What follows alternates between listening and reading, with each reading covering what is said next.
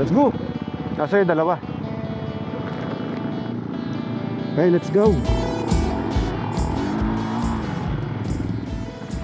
Hello. Kayong tunay na idol. Yung dalawa, wala na akong sena. Sobat na.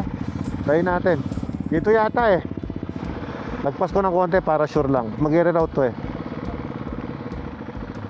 Ayun. Ayun na. Ito nga. 54 kilometers going off-road. According to the instruction, kapag maraming penalties, hindi na nila papatakbuhin. O para safe nga naman yung mga riders tsaka yung ibang mga gumagamit din ng kalsada. Ako.